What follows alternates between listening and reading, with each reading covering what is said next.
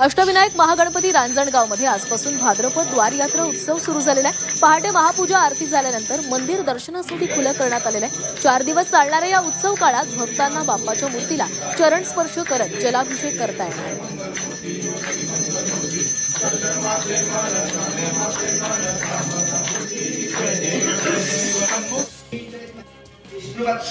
अष्टविनायकांपैकी एक असलेल्या ओझरच्या विघ्नहराचा द्वार यात्रा उत्सव सुरू झालेला आहे। आजपासून पुढील 4 दिवस हा द्वार यात्रा उत्सव सुरू राहणार आहे। या द्वार यात्रा उत्सवा काळामध्ये लाडक्या बाप्पाची पालखी बहिणींना निमंत्रित करण्यासाठी त्यांच्या गावी जात असते। या द्वार यात्रा उत्सवानिमित्त लाडक्या बाप्पाचा गाभारा आकर्षक अशा विविधरंगी फुलांनी सजवण्यात आला आहे।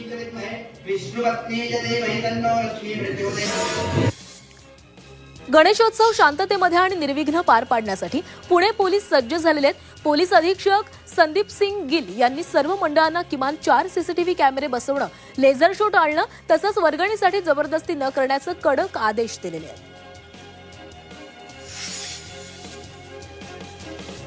भोरमहाड मार्गावरील वरंदा घाटामध्ये कोंढरी गावच्या हद्दीमध्ये रस्त्यावर मातीसह दरड कोसळली आहे। घाट माथ्यावर गेल्या 3 ते 4 दिवसांपासून मुसळधार पाऊस पडत असल्यानं माती दगडासह झाडं झुडपांचा राडारोडा रस्त्यावर वाहून आलाय। त्यामुळे हा मार्ग काही काळ वाहतुकीसाठी पूर्णपणे बंद होता। दरड हटवल्यानंतर या मार्गावरील वाहतूक पूर्ववत झाली आहे। पुण्यातील राजा बहादूर मिल्स मधील किकी नावाच्या पबमध्ये शहरातील नामांकित कॉलेजमधील तरुणींची फ्रेशर्स पार्टी आयोजित करण्यात आली होती। या पार्टीमध्ये शेकडो अल्पवयीन मुलांना सरसकट मद्य विक्री सुरू होती। कुठलेही ओळखपत्र न पाहता तसंच एंट्रीचे रेकॉर्ड न ठेवता अनेक कॉलेजमधील 17 ते 21 वयोगटातील मुलांना ह्या पब चालकांनी प्रवेश दिला असा आरोप करत मनसेनं ही पार्टी बंद पाडली। पुण्यामध्ये पब आणि मद्य विक्रीवर नियंत्रण आणण्यासाठी पोलीस आयुक्त अमितेश कुमार यांनी विशेष समिती स्थापन केलेली आहे। या समितीमध्ये पोलीस पालिका, जिल्हाधिकारी, उत्पादन शुल्क अधिकारी तसंच प्रतिष्ठित नागरिकांचा समावेश आहे। निर्धारित वेळेनंतर पब सुरू राहणं, सीसीटीव्ही, पार्किंग, वाहतूक कोंडी आणि बेकायदेशीर रूफटॉप दारू विक्रीवर समिती लक्ष ठेवणार आहे।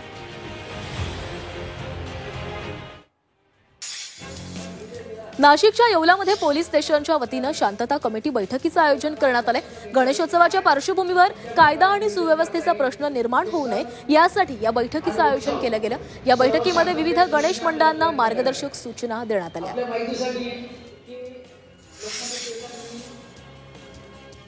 नाशिकच्या येवल्यामध्ये तालुकास्तरीय शालेय कराटे स्पर्धा आयोजित करण्यात आली। या स्पर्धेमध्ये विविध शाळा आणि महाविद्यालयांमधून 250 विद्यार्थ्यांनी सहभाग नोंदवला, तर 75 विद्यार्थ्यांची जिल्हास्तरीय स्पर्धेसाठी निवड करण्यात आली।